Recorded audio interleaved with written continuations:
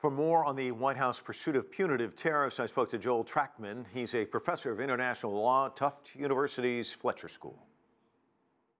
What the Trump administration has proposed, they haven't implemented it yet, will be very destructive, and destructive not just to China, but to the United States. In trade, we say that very often if you impose barriers, you're going to be shooting yourself in the foot. One of the things we've seen with this president is he's big on pronouncements, but kind of short on specifics. We really don't know what's going to be targeted, do we?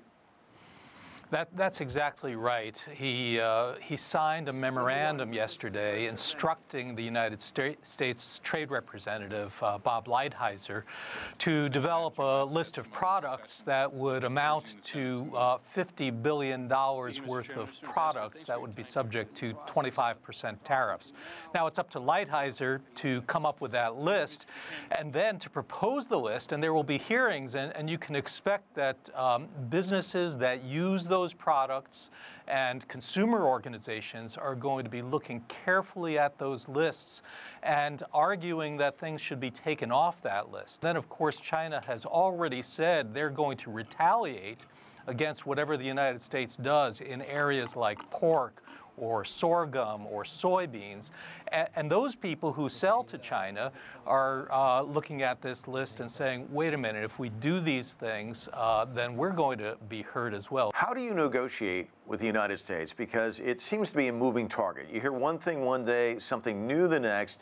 And how tough is it to negotiate when you're one country and you're dealing with another country, but they always see themselves as the victim when it comes to negotiating trade deals? It's tough to negotiate with the United States, partly because I think the people in charge in the United States are not awfully well informed about what the problem is.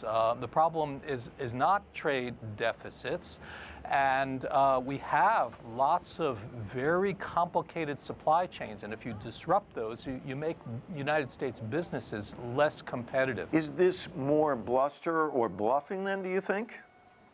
I think President Trump has a negotiating style that involves saying something at the outset that looks very damaging, looks very disruptive, like terminating the North American Free Trade Agreement, and then using that bluster, as you call it, to extract concessions from counterparties. But I think that game is well known to all of the sophisticated negotiators around the world. What will you be keeping your eye on in the weeks, months, years ahead when it comes to these sorts of things?